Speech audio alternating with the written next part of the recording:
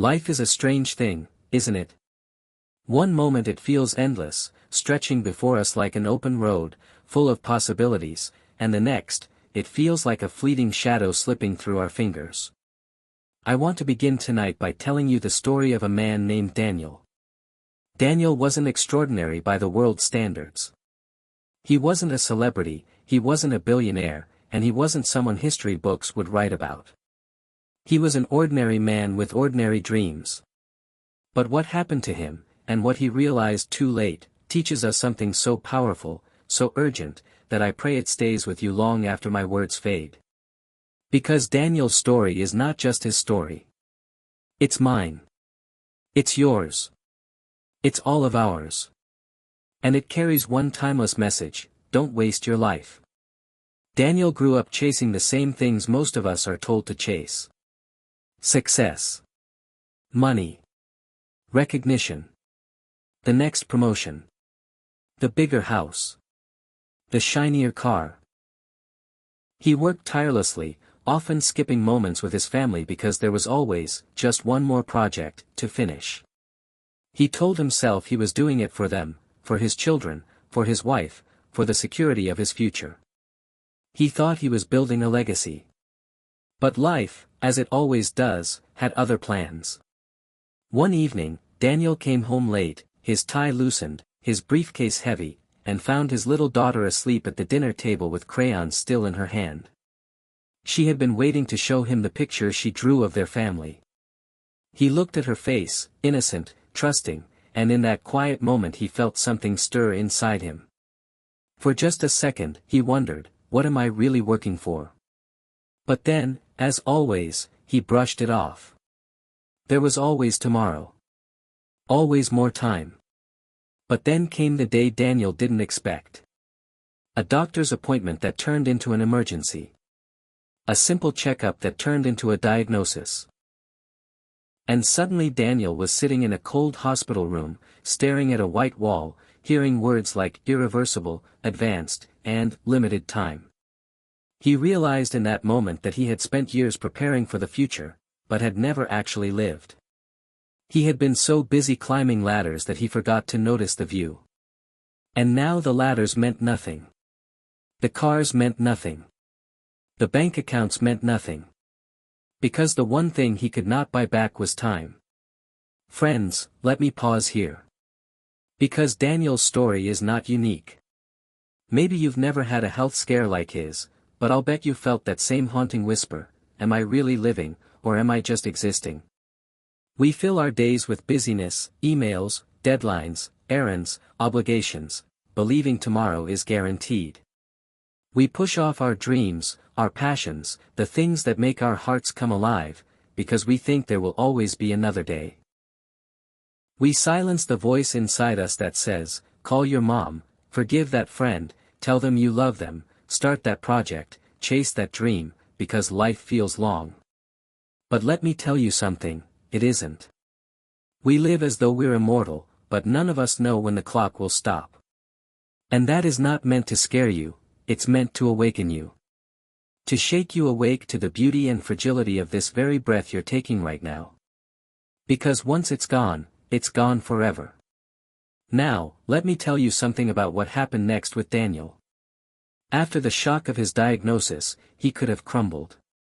He could have drowned in regret, and no one would have blamed him. But instead, he did something remarkable. He chose to start living differently. He went home that night, and instead of collapsing into bed, he sat at the dinner table with his family. He apologized to his daughter for missing so many moments, and he asked her to draw with him. For the first time in years, he allowed himself to simply be. To laugh. To play. To connect. The next day, he didn't go into the office.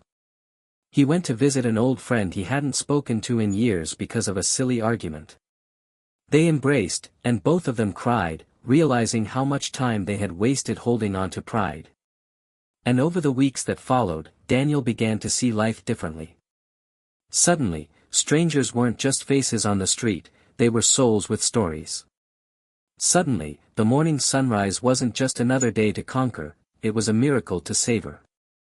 Suddenly, the sound of his children's laughter wasn't background noise, it was music, a symphony of joy he had almost forgotten.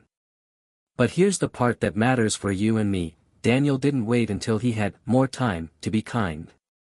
He didn't wait until he had enough money to be generous. He didn't wait until everything was perfect to start living fully. He did it now. And in those final months of his life, Daniel touched more people than he had in all his years of chasing success. He became a light to neighbors, friends, even strangers. Why? Because he had finally discovered the truth: life is not measured by the length of our days, but by the love we give within them. And that, my friends, is where I want to challenge you tonight. What are you waiting for? Are you waiting until you graduate, until you get the dream job, until you find the perfect partner, until you retire, before you allow yourself to truly live? Are you waiting for the right time to be kind, to forgive, to pursue that dream, to make a difference? Because if you are, let me tell you, the right time is not tomorrow. The right time is now. I know what you might be thinking. But I'm just one person. What difference can I make? Let me answer that with another story. A young man once stood on the edge of a beach covered in starfish. Thousands upon thousands of them, stranded by the tide. He began picking them up one by one and throwing them back into the sea. An old man walked by, chuckled, and said, "Son, do you really think you can make a difference? There are too many. You'll never save them all." The boy picked up another starfish, tossed it into the waves, and said, "I made a difference for that one." Do you see? Your life doesn't have to change the whole world to matter. It just has to change someone's world. One act of kindness. One word of encouragement. One choice to forgive. That's how you live a life that isn't wasted. That's how you leave behind something that outlives you. And here's the unexpected truth: when you live that way, not chasing more, not hoarding time, but giving of yourself, you find something greater than success. You find significance. You find joy. You find peace. And those things, no amount of money can buy them. So let me ask you tonight. If today were your last day, would you be proud of the life you lived? Or would you be filled with regret for the moments you let slip away? Don't let that regret be your story. Don't wait for a diagnosis, a tragedy, or a loss to wake you up. Let Daniel's story wake you up now. Because the truth is, life is not about the number of breaths you take, it's about the moments that take your breath away. Life is not about how many people know your name, it's about how many hearts you touch with your love. Life is not about how much you've earned, it's about how much you've given. And life is not about waiting for the perfect day, it's about embracing the imperfect, beautiful, fleeting gift of today. So don't waste your life. Don't waste it chasing things that won't matter when the clock runs out. Don't waste it holding grudges, doubting yourself, or living in fear. Use it. Spend it. Pour it out in love, in kindness, in courage, in generosity.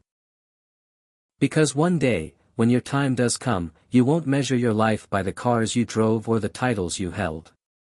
You'll measure it by the laughter you shared, the lives you touched, the love you gave, and the difference you made.